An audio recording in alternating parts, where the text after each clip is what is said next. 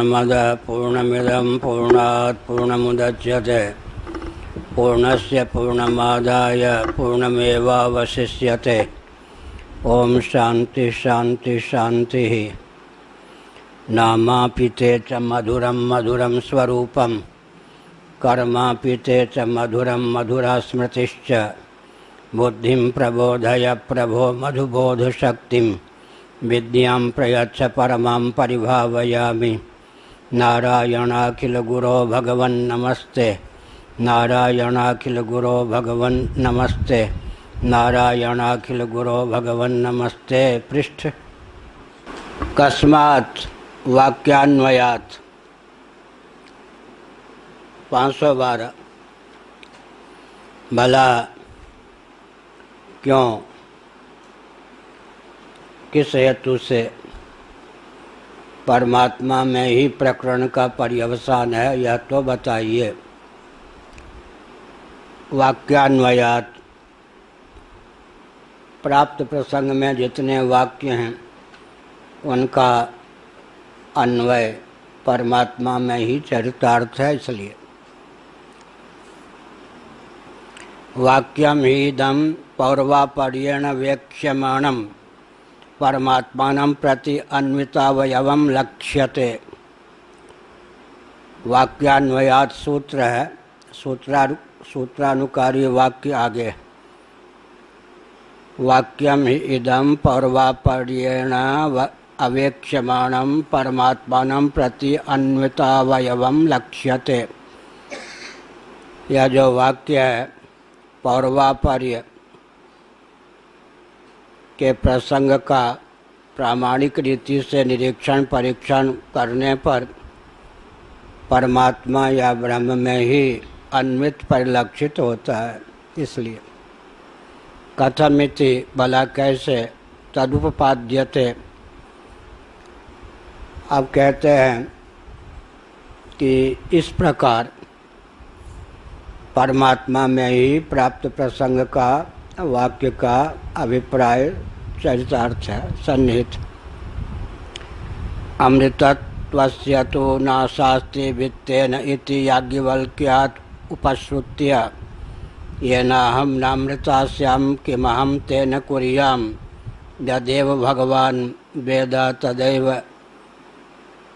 मे ब्रूहि इति अमृतत्वम् आशासानाया मैत्रेय्या याज्ञवल्क्य आत्मविज्ञानमिदम् उपदिशति। भगवान महर्षि याज्ञवल्क्य जी ने कहा मैत्रेयी को, वित्त या धन के द्वारा तो अमृतत्व की आशा छोड़ ही दो। अमृतत्व की समुपलब्धि धन के द्वारा संभव ही नहीं है। ऐसा याज्ञवल्क्य के मुखारबिंद से सुनकर फिर मैत्रेयी ने अपना मनोभाव व्यक्त करते हुए कहा, जिसके द्वारा मैं अमृत हो ही नहीं सकती, मृत्युंजय होकर शेष रह ही नहीं सकती, उस वैभव या धन से मुझे लेना ही क्या है। हे भगवान, भगवान आप अमृतत्व का जो साधन है धन के अतिरिक्त, उसी का मेरे प्रति कथन या उपदेश कीजिए। इस प्रकार अमृतत्व की आशा छोड़ दो धन से, ऐसा याज्ञवल्क्य जी ने कहा। और मैत्रेयी ने भी कहा, तो फिर आत्म तत्व का ही मेरे प्रति उपदेश कीजिए। तो आत्मविज्ञान ही यहाँ पर अभीष्ट है। आत्मा का अर्थ जीव का तात्विक स्वरूप परमात्मा है। न च अन्यस्य परमात्म विज्ञानात् अमृतत्वम् अस्ति इति श्रुति स्मृति विदा वदन्ति। श्रुति स्मृति के जो मर्मज्ञ मनीषी हैं, वे डंके की चोट से इस बात को प्रकाशित करते हैं, इस तथ्य को प्रस्तुत करते हैं कि परमात्म विज्ञान के द्वारा ही अमृतत्व संभव है, किसी अन्य के द्वारा नहीं। तथा च आत्मविज्ञानेन सर्वविज्ञानम उच्यमानम नान्यत्र परम कारण विज्ञानान् मुख्यम अवकल्पते। जबकि बात ऐसी है, इसलिए परमात्म विज्ञानात् अमृतत्वम अस्ति इति।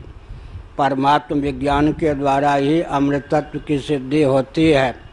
यह तथ्य या बात श्रुति स्मृति के जो मर्मज्ञ मनीषी हैं वे कहा करते हैं, कहते हैं। तथा च आत्मविज्ञानेन सर्वविज्ञानम उच्यमानम नान्यत्र परम कारण विज्ञानान मुख्यम अवकल्पते। जबकि बात ऐसी है, इसलिए आत्मविज्ञान से सर्वविज्ञान कहा गया। याज्ञवल्क्य जी ने कहा, आत्मा के विज्ञान से यह सब जान लिया जाता है। तो आत्मा जब तक सर्वाधिष्ठान न हो तब तक आत्मविज्ञान से सर्वविज्ञान की संभावना ही नहीं है। सर्वाधिष्ठान आत्म तत्व है, तभी सर्वरूप हो सकता है। इस प्रकार जीव के विज्ञान से तो सर्वविज्ञान संभव नहीं है। जीव भले ही भोक्ता हो, एक तो समग्र जगत एक कालावच्छेदन उसका भोग्य नहीं होता है। दूसरी बात है कि भोग्य होने मात्र से वह कोई जीव अधिष्ठानात्मक ब्रह्म सिद्ध नहीं होता। ऐसी स्थिति में भेद तो बना ही रहेगा। भोक्ता और भोग्य में शाश्वत भेद होता है, अधिष्ठान और अध्यस्त में शाश्वत भेद नहीं होता। अध्यस्त की अधिष्ठान रूपता ही होती है, अधिष्ठानावशेष ही कल्पित का नाश होता है। इस प्रकार परम कारण जो परमात्मा तत्व है उसका विज्ञान हुए बिना मुख्य रूप से सर्व विज्ञान संभव नहीं है। यह तो गौण प्रयोग हो गया कि भोक्ता के विज्ञान से भोग्य का विज्ञान हो जाता है। गौण प्रयोग है। इसका अर्थ ये नहीं है कि भोक्ता सचमुच में मुख्य रूप से भोग्य प्रपंच का उपादान अधिष्ठानात्मक उपादान। परमात्मा के विज्ञान से सर्व विज्ञान यह मुख्य है। भोक्ता के विज्ञान से भोग्य का विज्ञान औपचारिक। न चैतदौपचारिकम आश्रयितुम शक्यम। लेकिन आत्मा के विज्ञान से सर्व विज्ञान होता है, ऐसा जो कथन किया याज्ञवल्क्य जी ने, वह औपचारिक या गौण नहीं हो सकता, क्योंकि प्रकरण की दृष्टि से वहाँ गौण प्रयोग नहीं है। वस्तु स्थिति ऐसी है कि आत्मा के विज्ञान से सर्व विज्ञान होता है, तो गौण प्रयोग या औपचारिक प्रयोग नहीं है। यत् कारणम आत्मविज्ञानेन सर्वविज्ञानम प्रतिज्ञायानंतरेण ग्रंथेन या ग्रंथेन होना चाहिए, ग्रंथेन होना चाहिए।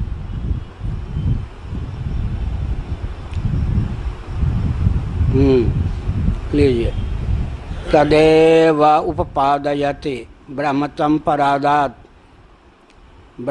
परादाद्यो अन्यत्रात्मनो ब्रह्म वेद। जिस कारण से आत्मविज्ञान से सर्वविज्ञान की प्रतिज्ञा चरितार्थ होती है, उसी को याज्ञवल्क्य जी कहते हैं।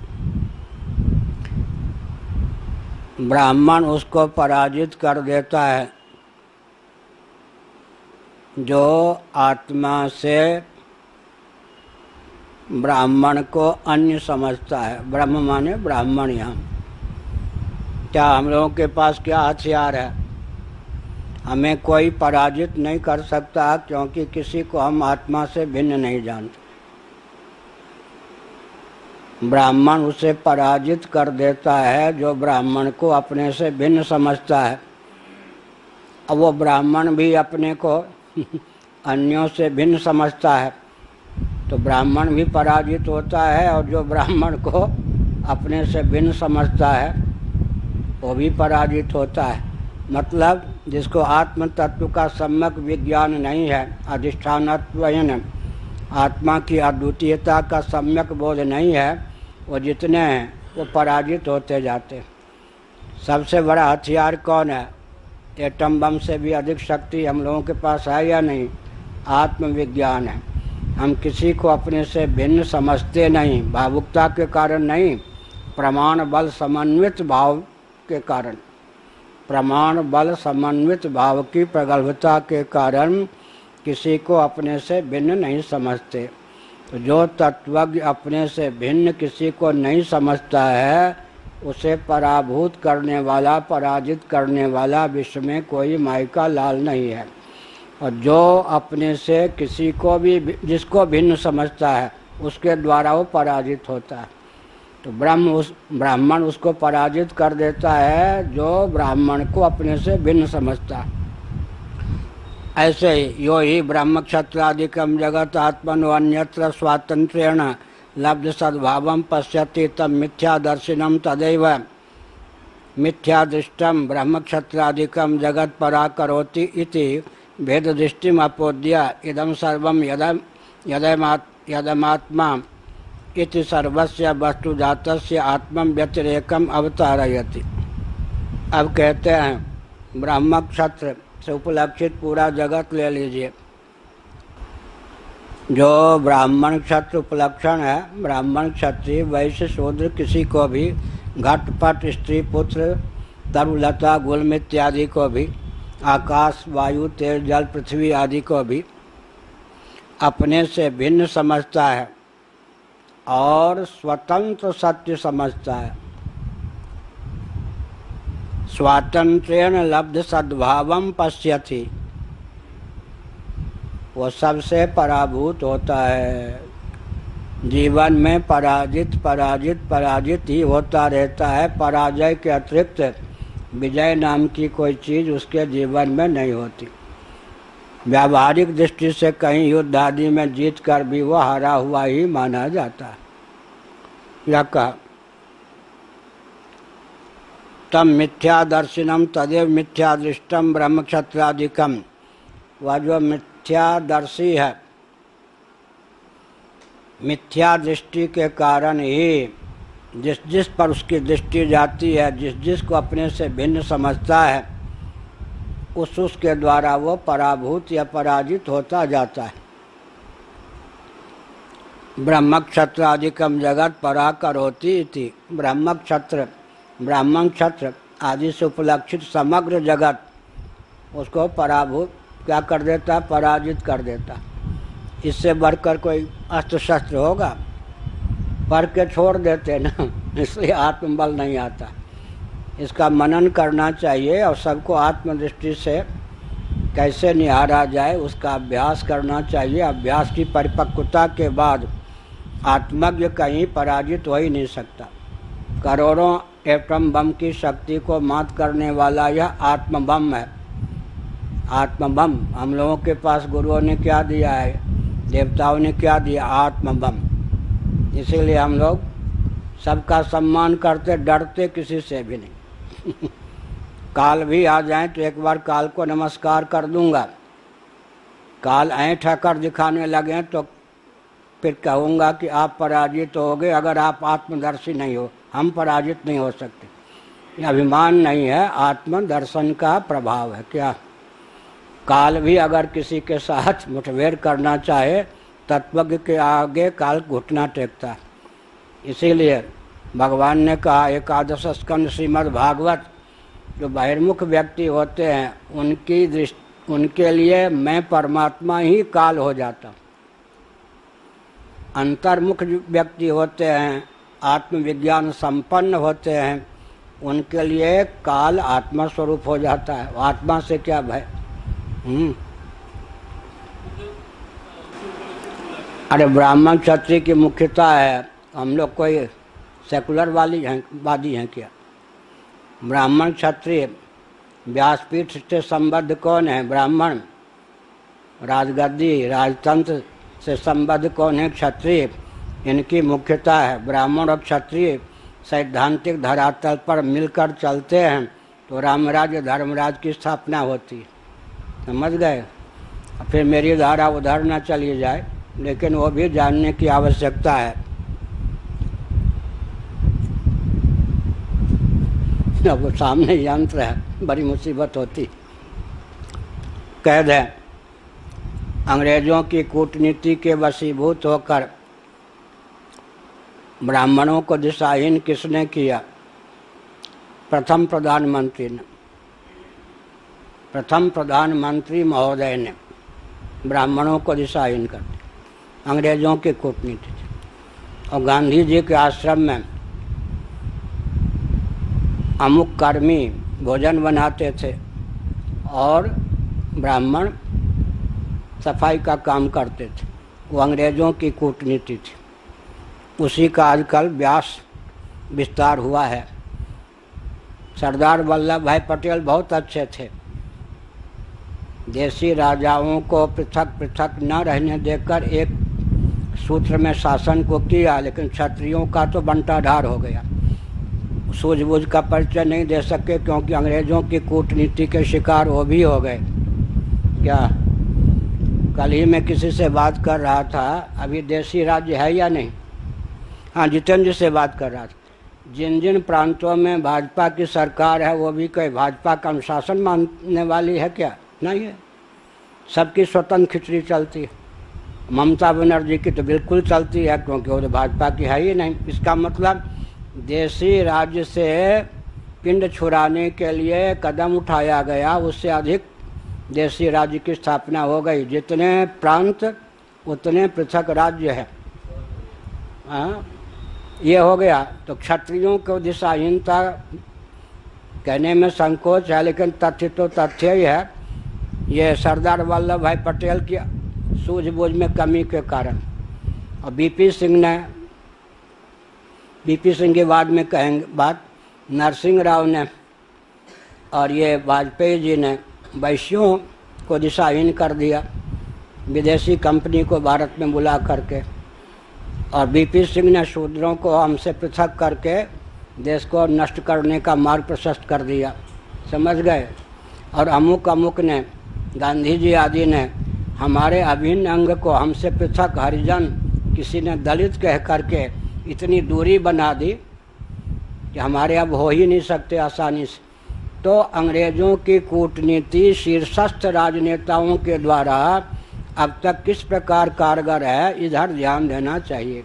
इसलिए ब्रह्म क्षत्र शब्द का प्रयोग किया गया। महाभारत में कहा गया है, उसी का अनुवाद करते हुए भगवान शंकराचार्य जी ने गीता भाष्य के प्रारंभ में कहा, भौम ब्रह्म, ब्राह्मण का नाम है पृथ्वी के देवता। भौम ब्रह्म, ब्राह्मण का पर्याय है महाभारत में भौम ब्रह्म, भूसुर जिसको तुलसीदास जी ने कहा। भौम ब्रह्म माने ब्राह्मण, ब्राह्मणों के ब्राह्मणत्व की रक्षा के लिए भगवान का अवतार होता है। गीता शंकर भाष्य आरंभ में पढ़िए। भौम ब्रह्म अर्थात ब्राह्मण, ब्राह्मणों के ब्राह्मणत्व की रक्षा के लिए भगवान का अवतार होता है, क्योंकि सारा वैदिक धर्म इन्हीं पर निर्भर है। ब्राह्मण दिशाहीन होते हैं तो सारा बंटाढार होता है। और जब ब्राह्मण अपने ब्राह्मणत्व की रक्षा करने में धर्म और ब्रह्म के बल पर समर्थ होते हैं तो क्षत्रिय उनसे विद्या लेकर संरक्षित रहकर सुरक्षित रहते हैं। और ये दोनों मिलकर चलते हैं तो धर्म राज्य रामराज की स्थापना होती है। राम राज्य के नाम पर नरक राज्य पलता रहे, ये कूटनीति अंग्रेज़ों की है। इसको कोई राजनेता आजकल समझने की स्थिति में नहीं। हो गया पर्याप्त, पेट भर गया। ब्राह्मण क्षत्रिय का नाम इसलिए लिया। राजगद्दी किसके पास? अच्छा, हमारी बात छोड़ दीजिए, बहुत ही विचित्र बात है। हमारी अनुकृति वैकल्पिक रूप से जिन्होंने की, अंग्रेजों ने एलिजाबेथ को विक्टोरिया से भी अधिक समय से महारानी बना के रखा है या नहीं? अपने यहाँ वैकल्पिक राज परंपरा को सुरक्षित रखा है और हमारे यहाँ परंपरा प्राप्त राज तंत्र को नष्ट कर दिया। अब देखिए कूटनीति, हमारा विकल्प तुम्हारे लिए वरदान है और हमारा विकल्प नहीं। हमारे यहाँ विकल्प नहीं था, विकल्प तो तुमने अपनाया। हमारा जो प्रशस्त धर्म था, राजधर्म, उसको तुमने यह कह के नष्ट कर दिया कि राजतंत्र से देश सुरक्षित नहीं रहेगा। तुमने हमारा वैकल्पिक राजधर्म अपना लिया। उनके यहाँ क्षत्रिय तो नहीं है तो, लेकिन परंपरा से राजा रानी की व्यवस्था है। समझ गए ना? हमारे शंकराचार्यों को दिशाहीन कर दिया, सार्वभौम गुरु के रूप में ख्यापित नहीं किया। तुमने अपने यहाँ पोप जी को पाल लिया। तुम्हारे लिए पोप वरदान होंगे और हिंदुओं के लिए शंकराचार्य अभिशाप होंगे, किसने कहा?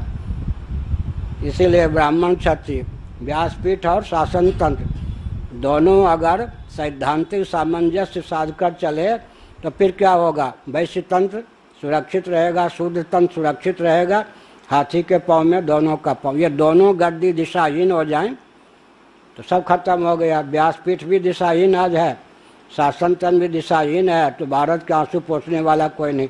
छोटा सा छोटा देश भी घुरकी दे देता, समय समय पर नेपाल भी भारत को घुरकी देता रहता, मुझे मालूम हो गया। अब चलो ब्रह्म विद्या की ओर।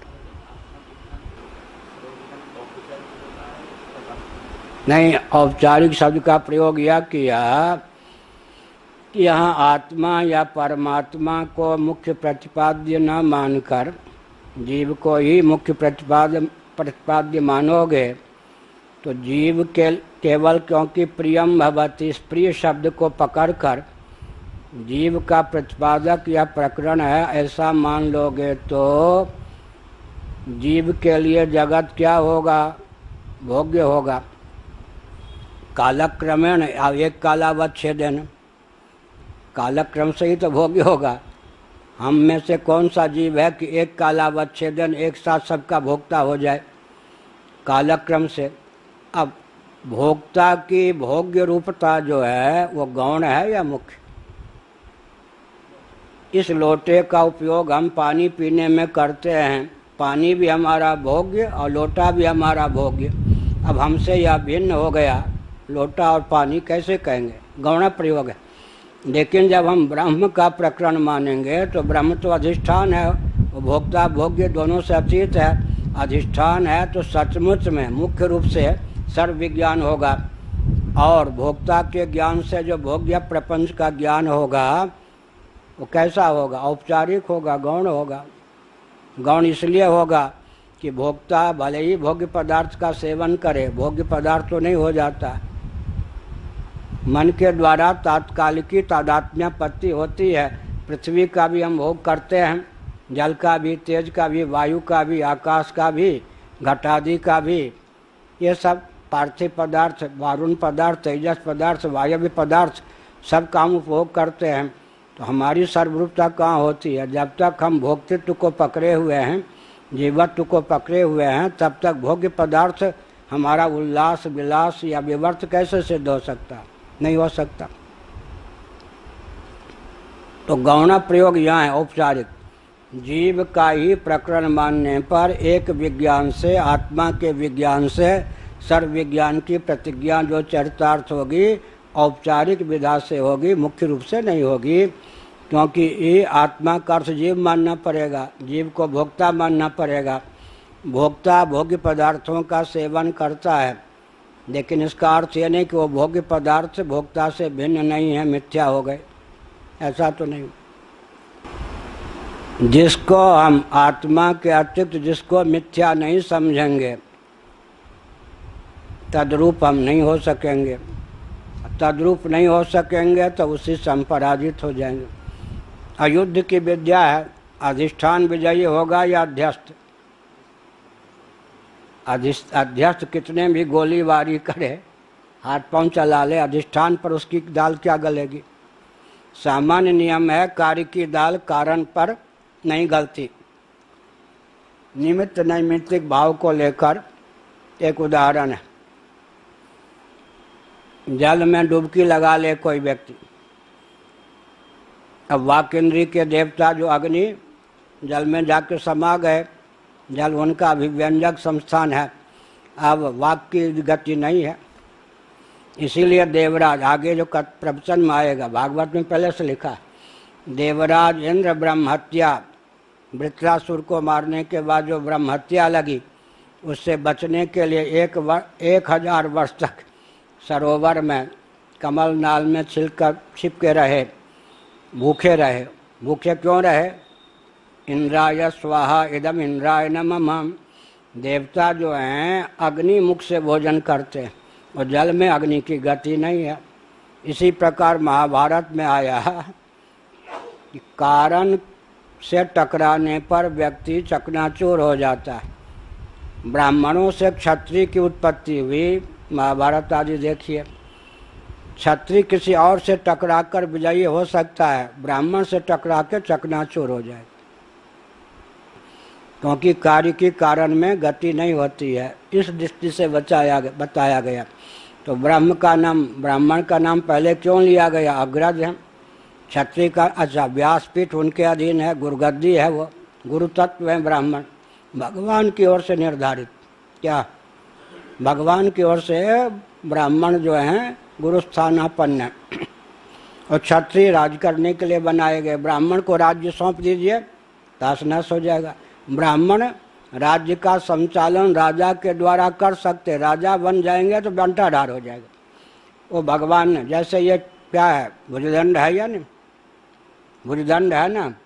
अब देखिए, इसके द्वारा हम हवन कर सकते हैं, भोजन कर सकते हैं, गणानांतवा वेद पाठ कर सकते हैं, लिख सकते हैं, अभिनय कर सकते हैं, तैरने में चलने में इसका उपयोग होता है। लेकिन सामने वाला क्या समझता है, चाहे कोई भी कार्य भुजदंड के द्वारा संपादित हो, है ये क्षत्रिय सेना, मानते या नहीं। कब चांटे का रूप धारण कर ले, कब मुष्टिका का रूप धारण कर ले, पता नहीं। और अंग या प्रत्यंग पर कोई आघात की संभावना है, ये टूटने फूटने की चिंता किए बिना यूँ कर देता है। परंपरा प्राप्त निसर्ग सिद्ध संस्कार संवेत ये भुजदंड हैं। क्या परंपरा प्राप्त निसर्ग सिद्ध संस्कार संवेत ये भुजदंड हैं। किसी विश्वविद्यालय में इनको बहादुरी का प्रशिक्षण नहीं दिया गया।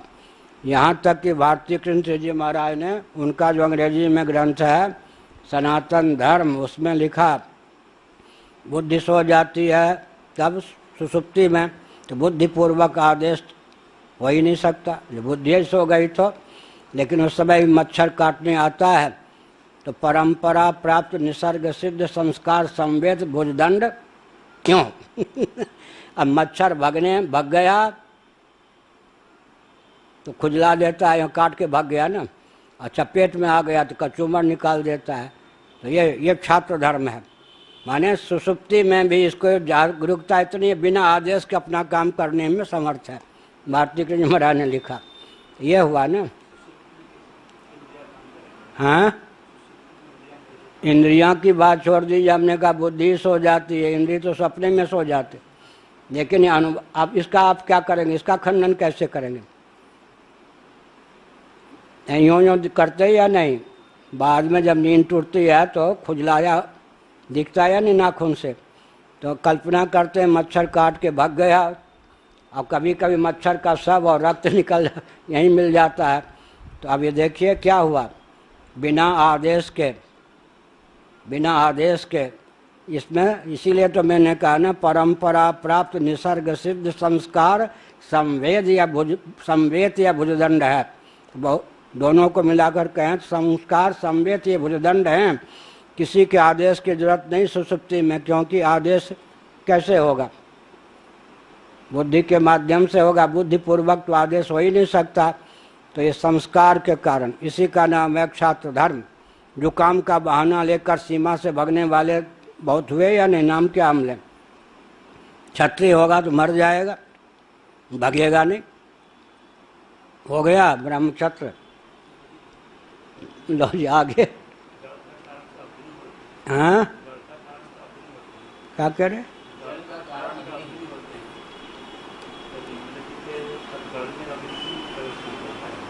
जल सुनिए ना, इसीलिए मैंने क्या शब्द कहा था, निमित्त नैमित्तिक भाव। एक मेरा ग्रंथ है, छोटा सा है, क्योंकि एक महोदय हैं हमको बहुत मानते हैं, उनका नाम है रेवा प्रसाद द्विवेदी जी। साहित्य जगत में आजकल सबसे मूर्धन्य विद्वान भारत में माने जाते हैं। उन्होंने एक ग्रंथ दिया कि इस पर कोई सम्मति आपकी चाहिए। उनका अभिप्राय था कि प्रशंसा परक, हमको कहाँ समय पूरा ग्रंथ पढ़े, और साहित्य के तो हमने ग्रंथ के जल्द ही देखा है, साहित्य का अध्ययन हमने नहीं किया। यह बात दूसरी है कि 10 वर्ष की आयु में कालिदास का पूरा ग्रंथ हिंदी अनुवाद सहित पढ़ लिया था। सरसिज मनुबद्धम शैवले नापि रम्यम, ये सब वचन उसी समय के याद हैं, मूल कहीं कहीं। लेकिन साहित्य का ग्रंथ बुद्धिपूर्वक नहीं पढ़ा। बचपन में कुतूहल बस पूरा कालिदास को पढ़ा था 10 साल की आयु में। तो मैंने उनका अहमागम नामक जो निबंध था वो पढ़ा। जो भाव प्रकट हुआ मैंने उनके पास भिजवा दिया विंध्यश्री प्रसाद मिश्र जी के माध्यम से। विंध्यश्री प्रसाद जी ने पहले पढ़ा। उस ग्रंथ का नाम है साहित्य दर्शन। उसमें हमने इस उदाहरण को दिया है, यह निमित्त नैमित्तिक भाव, निमित्त नैमित्तिक भाव है। अच्छा, अब आप सुन लीजिए, व्याकरण के अनुसार क्या बोलेंगे? है बरट लण, तो ट और ण इस संज्ञक है, ये दोनों इस संज्ञक को हटा देंगे तो क्या बचेगा? हय वर ल, यही बचेगा ना। अब ये क्रम अक्षरों का तो नहीं है, फिर है बरट लण क्यों लिखा गया? अक्षर क्रम तो ये नहीं है ना, यो पहले है या हो पहले है? हो यो वो रो, ये क्या है? तत्व क्रम है। तत्व क्रम कैसे है? हो किसका बीज है? ये आकाश का। और यो किसका बीज है? वायु का। हो यो वो की फिर लिख दिया।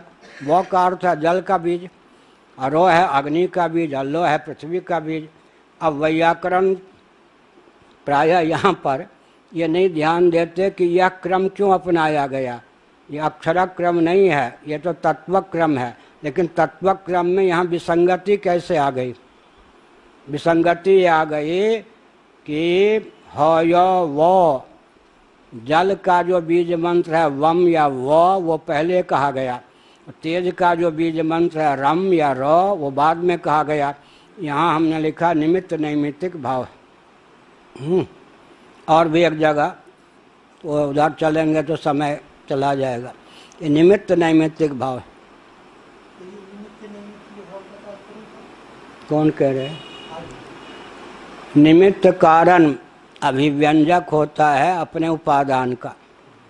जैसे पृथ्वी का कारण तो सचमुच में जल है। और एक जगह तो बहुत विचित्र बात है, ये जो सूत्र है ना व्याकरण के, उसमें पृथ्वी का बीज पहले लिखा है, जल का बीज बाद में। यहाँ तो तेज का बाद में, जल का पहले। वहाँ क्या है? जल का पहले है, पृथ्वी का पहले है, बाद में जल का है। ये सब इन अकुह विसर्जनीयानाम कंठ, इन सबों में हमने लिखा भी है डायरी में। तो अब प्रश्न उठता है कि पृथ्वी अभिव्यंजक संस्थान है जल का, लेकिन जल उपादान कारण है पृथ्वी का। उपादान कारण का पेटेंट लक्षण, मुख्य लक्षण क्या होता है? सन्निकट निर्विशेष। सन्निकट निर्विशेष का अर्थ उपादान कारण होता है, और सन्निकट सविशेष का अर्थ उपादेय होता है। कौन किसका उपादान, कौन किसका उपादेय, इसका निर्णय कैसे होगा? सन्निकट निर्विशेष का नाम उपादान, सन्निकट सविशेष का नाम उपादेय। उपादेय माने उपादान कारण से निर्मित कार्य। यहाँ उपादेय माने मतलब का, प्रयोजन सिद्धि में हेतु वो नहीं, उपादेय। अब यह है कि अब उधर गणित में ले लीजिए, 10 के बाद कौन होगा अंक? तो सन्निकट निर्विशेष हो 9, एक कम है ना। 9 के बाद कौन सा अंक होगा? 8, एक कम। 8 के बाद कौन सा अंक होगा आगे? 9, क्योंकि एक अधिक है, निकल गया ना। अब यह है कि पृथ्वी का कारण जल क्यों है? पृथ्वी में 5 गुण हैं, जल में स्वतः सिद्ध गंध नहीं है, जल में 4 ही गुण हैं। लेकिन यहाँ पर पृथ्वी को खोदने पर जल की प्राप्ति होती है। यतो वायुमानि भूतानि, तो जल का अभिव्यंजक माने उत्पत्ति स्थान पृथ्वी, और पृथ्वी के सहारे जल स्थित है। स्थिति स्थान भी कौन है? पृथ्वी। और जल लुढ़का दीजिए तो पृथ्वी में लीन भी हो जाता है। अब उपादान कारण का आपाततः लक्षण चरितार्थ होता है, जबकि सविशेष है जल की अपेक्षा। तो क्या कहेंगे यहाँ? निमित्त नैमित्तिक भाव। निमित्त नैमित्तिक भाव, अभिव्यंजक अभिव्यंग्य भाव का नाम है निमित्त नैमित्तिक भाव। हाँ, कुछ मूल भी हो जाए भाष्य। इस सबसे क्या लाभ होता है? चलता फिरता व्यक्ति आत्मबम हो जाता है। ये मुकुट वाले चक्रवर्ती सम्राट ब्राह्मणों के आगे क्यों झुकते थे? इस विद्या के कारण। ये विद्या खत्म कर दी अंग्रेजों ने, विश्वविद्यालय की पढ़ाई से ब्राह्मणों को राख बना दी। तो बहुत अच्छा कहा, यो ही ब्रह्म क्षत्रादिकम जगत आत्मनोन्यत्र स्वातंत्र्येण लब्ध सद्भावम।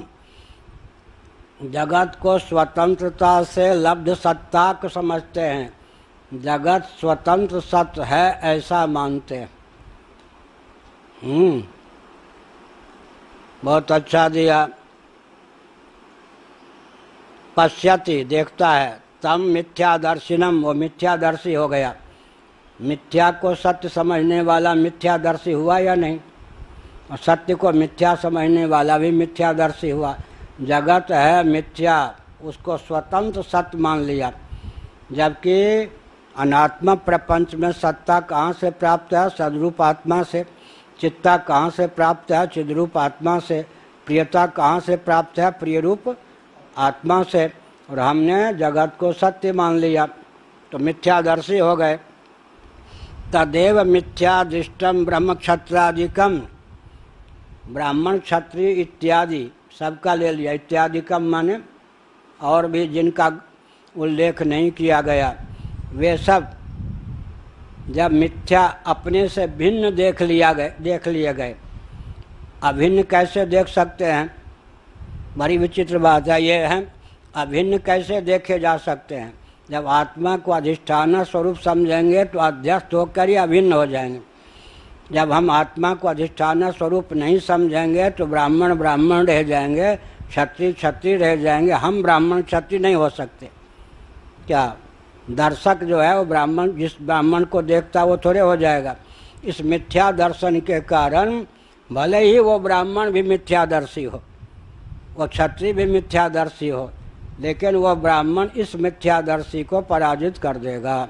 इसका मतलब जितने जगत को सत्य मानने वाले हैं, अनात्मवित हैं, आत्मा को सर्वाधिष्ठान स्वरूप न मानने वाले हैं, उनके जीवन में पराजय पराजय पराजय पराजय, उनकी जीत भी हार हार हार हार। ब्रह्म क्षत्रादिकम जगत पराकरोति इति भेद दृष्टि में अपोद्य। इस भेद दृष्टि का अपनोदन करके, क्या निरसन करके, इदम सर्वम यदयम आत्मा, यह सब आत्मा है, सबको आत्मा कैसे सिद्ध कर सकते हैं? आत्मा का और सबका लक्षण बिल्कुल विपरीत है। हम आत्मा सत्य है, ये अनित्य है, असत्य न भी थोड़ी देर के लिए माने। आत्मा चित्त है, ये जड़ है। आत्मा आनंद है, ये दुखप्रद है। लक्षण बिल्कुल विपरीत है, यही विवर्त का लक्षण है। अगर उपासना का प्रकरण हो तो आरोप, लेकिन सर्वविध लिंगों के द्वारा महातात्पर्य है तो आरोप दृष्टि यहाँ नहीं है। उपासना में भेद विज्ञान रहता हुआ एक में दूसरे का आरोप होता है।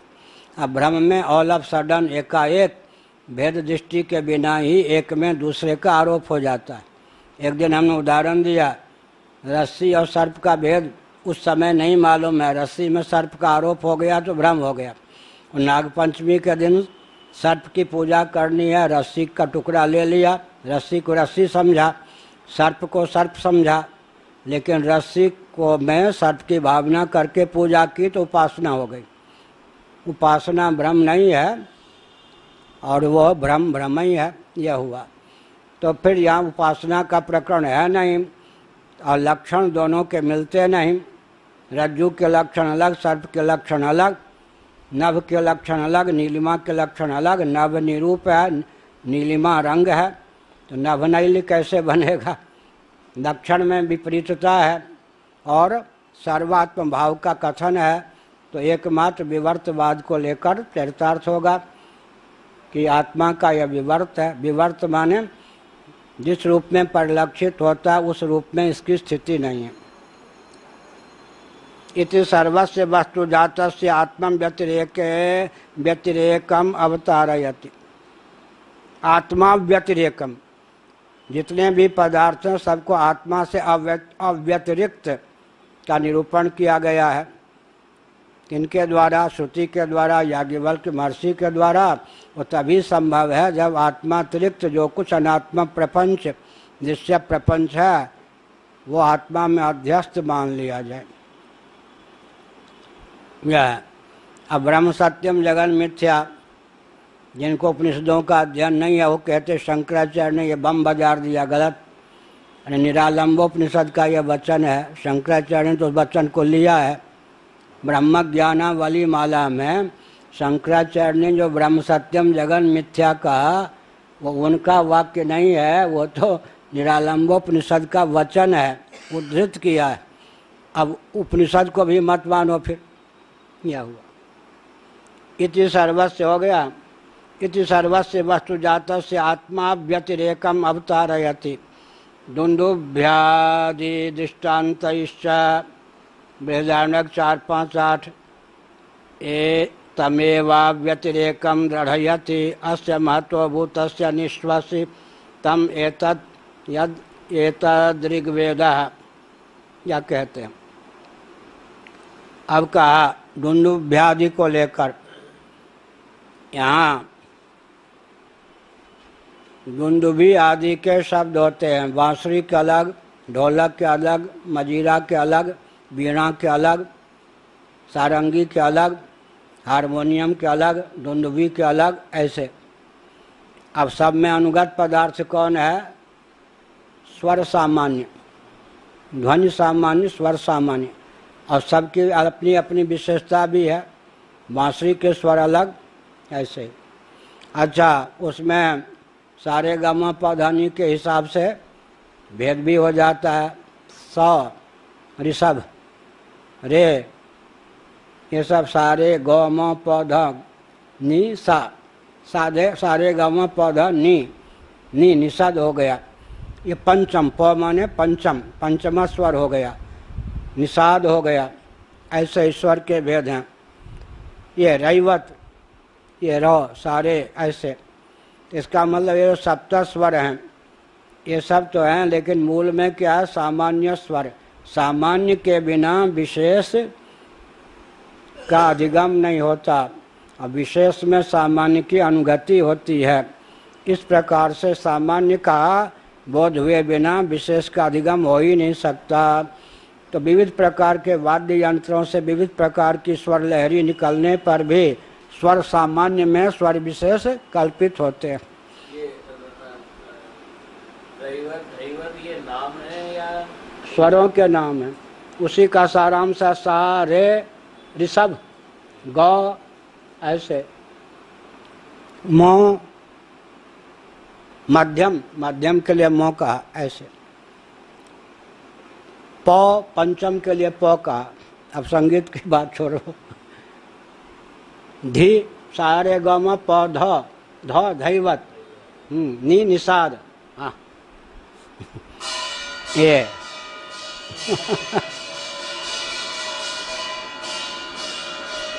अब वो मृदु शब्दों में बोले तो लो धर्म संघ की शैली में बोलते हैं। है कोई चतुर्चितेरा पारखी माई का लाल, जो आलोक का दर्शन किए बिना नील पीत श्वेतादि रूपों का दर्शन कर ले। है कोई चतुर्चितेरा पारखी माई का लाल, कुछ गुरुदेव के शब्द हैं। जो क्या कहा?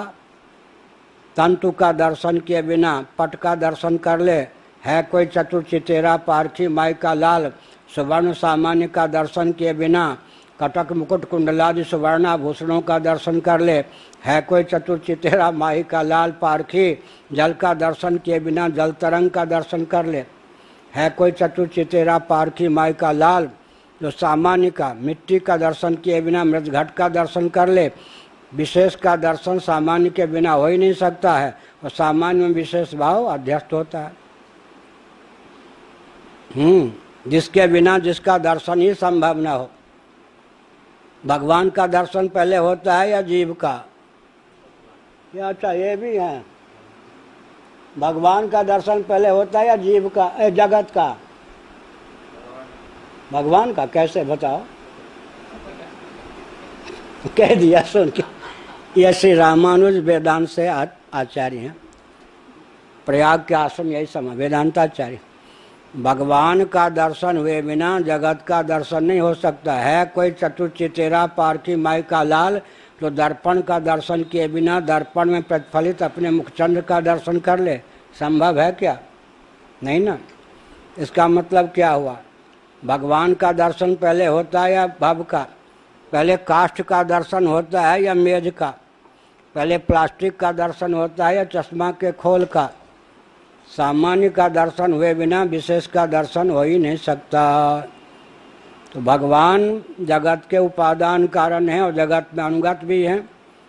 क्या उपादान कारण? जैसे घटादि में मृत्तिका की अनुगति है, ऐसे भव में भगवान की अनुगति है। तो भगवत दर्शन के बिना जगत का दर्शन संभव है? भव का दर्शन संभव नहीं ना। तो सबसे पहले भगवान का दर्शन होता है या भव का? लेकिन इस मान्यता की विहीनता के कारण भवाटवी में लोग भटकते हैं। भगवत दर्शन के बिना भव का दर्शन हो ही नहीं सकता। इससे भी आगे की बात कह दें, वाचारम्भणम विकारो नाम ध्येयम मृत्तिकेत्येव सत्यम। इसी से व्याकरण और तंत्र दोनों का अधिगम हो जाता है। छांदोग्य श्रुति का वचन है, वाचारम्भणम विकारो नाम ध्येयम मृत्तिकेत्येव सत्यम। अब लीजिए, आज तक किसी को जगत का दर्शन हुआ है भव का? ना। लोग कहते भगवान का दर्शन आज तक नहीं हुआ। हम लोग क्या कहते? भव का दर्शन नहीं हुआ। जल तरंग को हम देखते हैं, जल को बुद्धि के द्वारा टोटली पूर्ण रूप से माइनस कर दें, काट दें, तो जल तरंग का अस्तित्व रहेगा, उसकी उपयोगिता रहेगी, उसकी प्रियता रहेगी। तो दर्शन होता है भगवान का, आरोप होता है भव का। क्या? दर्शन होता है भगवान का, आरोप होता है भव का। यही हुआ ना। भगवान के अलावा भव का दर्शन हो ही नहीं सकता। काष्ठ का दर्शन होता, आरोप होता, मेज का, कुर्सी का हो गया या नहीं?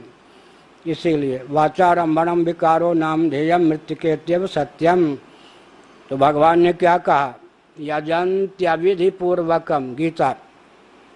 यहाँ अविधि का अर्थ है अज्ञान, विधि माने ज्ञान। विधि का मतलब यहाँ कर्मकांड वाला विधि नहीं, विधि का अर्थ है यहाँ पर ज्ञान। यजन्ति अविधि पूर्वकम। सब मेरा ही यजन करते हैं, मेरा ही दर्शन करते हैं, मेरा ही स्पर्श करते हैं, मुझे ही, मेरा ही आग्रहण करते हैं। इस तथ्य का ज्ञान नहीं है, इसलिए भवाटवी में भटकते रहते हैं। यह कहा।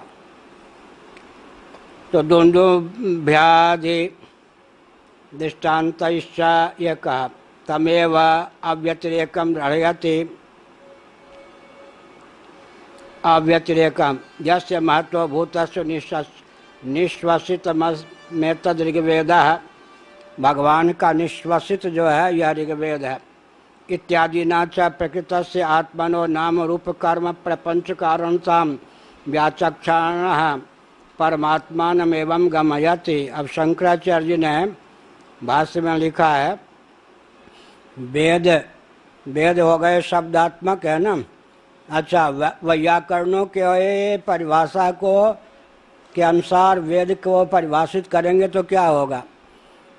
न स्वस्ति प्रत्ययो लोके या शब्दानुगमाधृत है, या जो वाक्यपदीयम 123 मंत्र का कार्य का है, इसके आधार पर वेदांती पूर्व मीमांसक या हम लोग वेदांती उत्तर मीमांसक वेद को परिभाषित करेंगे तो क्या कहेंगे? अनादि परमात्मा के सृष्टि स्थिति समृद्धि निग्रह अनुग्रहादि प्रत्यय या ज्ञान में अभंग अनुपूर्वी घटित जो शब्द राशि है उसका नाम वेद है। लो, व्याकरण का सूत्र लिया, भाव लिया, उससे वेद को सिद्ध कर दिया। क्या? नास्ति प्रत्ययो लोके या शब्दानुगमाद्यते। ना अस्ति स्वस्ति नास्ति प्रत्ययो लोके या शब्दानुगमाद्यते।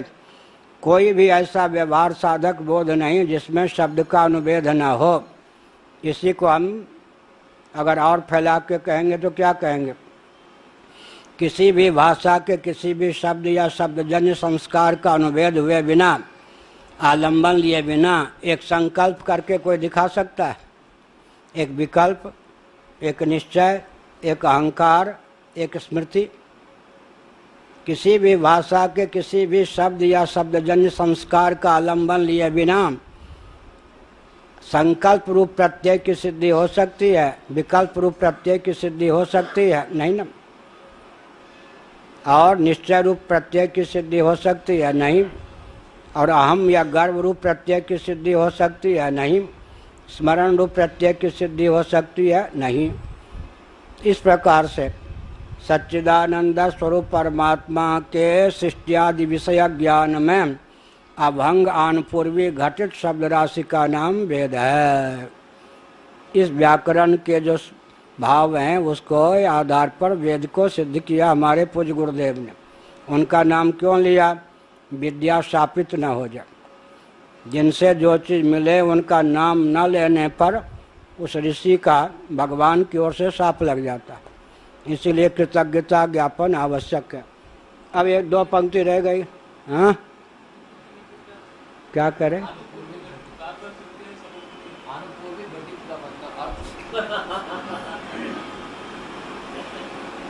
सार शब्द जाना? सार, सार में अक्षर का क्रम क्या है? मात्रा का बोलिए। सो आकार सारो सारो, ये क्या हुआ? क्रम से है या नहीं? पुराण इत्यादि जो हैं उनका ज्ञान तो वही रहता है, कल्प भेद से शब्दों की आनपूर्वी में, शब्दों के क्रम में, सेटिंग में फेर फेर हो जाता है। लेकिन कल्प भेद से भी वेदों की जो वाक्य रचना है, जिस अक्षर जिस मात्रा के बाद जो मात्रा, जिस अक्षर के बाद जो अक्षर, उस क्रम में भी भेद नहीं होता। अभंग, अटूट, आनपूर्वी क्रम, शब्द राशि। हाँ, शब्द राशि माने शब्दपुंज। और मैंने ये क्यों कहा? किसी भी भाषा के किसी भी शब्द के शब्द या शब्दजन्य संस्कार, जन्य संस्कार क्यों लगाया? जब मैं पलने पर था पलने पर, वो दृश्य अभी भी याद है। पलने पर होता था तो दिन में 4 बार 5 बार 5 7, कभी 4 कभी 3 से कम नहीं, काली काली विकराल सूरत वाली काली साड़ी पहनी हुई चमचमाते हुए तलवार को मेरे ऊपर बाजार देती थी। मैं चित्कार करता। अब माताओं के ऊपर जो प्रभाव पड़ता हो, यह दृश्य रोज होता था। पलने पर था, दिन में 3-4 बार होता था। एक दिन हुआ, वहीं अंदर से हुआ। अगर मैं मरने वाला कटने वाला होता तो पहले दिन के वार से ही नष्ट हो गया होता। भगवान को उस दुर्घटना के द्वारा यह ज्ञान जो अंदर छिपा था प्रकट करना था, उसके बाद वो दृश्य नहीं आया।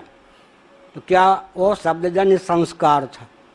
माँ के गर्भ में श्रीमद् भागवत तृतीय स्कंध ऋषि संज्ञा हो जाती है। जन्म के कुछ महीने पहले सैकड़ों जन्म की बात याद आती है। अब वहाँ मातृभाषा का तो बल है नहीं, और याद आती है तो न स्वस्ति प्रत्यय लोक के या शब्दानुगमादृत है, कोई न कोई भाषा के द्वारा। तो इसीलिए हमने कहा शब्द या शब्दजन्य संस्कार का अनुवेद हुए बिना संकल्प नहीं हो सकता। हाँ, हो गया।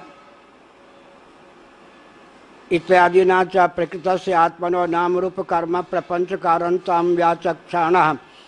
नाम रूप कर्मात्मक जो यह जगत है उसका कारण परमात्मा को कहने की भावना से ही यह प्रकरण प्रारंभ किया गया है। परमात्मानमेवं गमयति मेनम गमयति। इस प्रकार यह पूरा प्रकरण परमात्मा को ही बताता है। हाँ, तथैवैक्रायन प्रक्रियायामपि, यह बृहदारण्यक उपनिषद है। सविषयस्य सेन्द्रियस्य सान्तःकरणस्य प्रपंचस्य एकायनम अनंतरम अबाह्यम कृष्णम प्रज्ञान घनम व्याचक्षाण। इसी सूत्र की व्याख्या करते हैं। जो विषय सहित, इंद्रिय सहित, अंतःकरण सहित जितना भी प्रपंच है सबका एकमात्र आयन अर्थात विश्राम स्थान, बाह्याभ्यंतर भेद से रहित सैंधव घनवत जो आत्म तत्व है वही परम आश्रय है, अधिष्ठानात्मक आश्रय है। तस्मात् परमात्मना एव अयम दर्शनादि उपदेश इति गम्यते। जबकि बात ऐसी है, इसलिए परमात्मा का ही इस प्रकरण में कथन किया गया है। परमात्मा के अतिरिक्त और किसी एक के ज्ञान से सर्वविज्ञान संभव नहीं है। अतः जीव को बताने के लिए प्रकरण नहीं है, परमात्मा को ही बताने के लिए प्रकरण है। ओम पूर्णमदः पूर्णमिदं पूर्णात् पूर्णमुदच्यते पूर्णस्य पूर्णमादाय पूर्णमेवावशिष्यते। ओम शांति शांति शांति। नामापिते च मधुरं मधुरं स्वरूपं कर्मापिते च मधुरं मधुरा स्मृतिश्च। बुद्धिं प्रबोधय प्रभो मधुबोधशक्तिं विद्यां प्रयच्छ परमां परिभावयामि। नारायणाखिल गुरो भगवन् नमस्ते। नारायणाखिल गुरो भगवन् नमस्ते। नारायणाखिल गुरो भगवन् नमस्ते।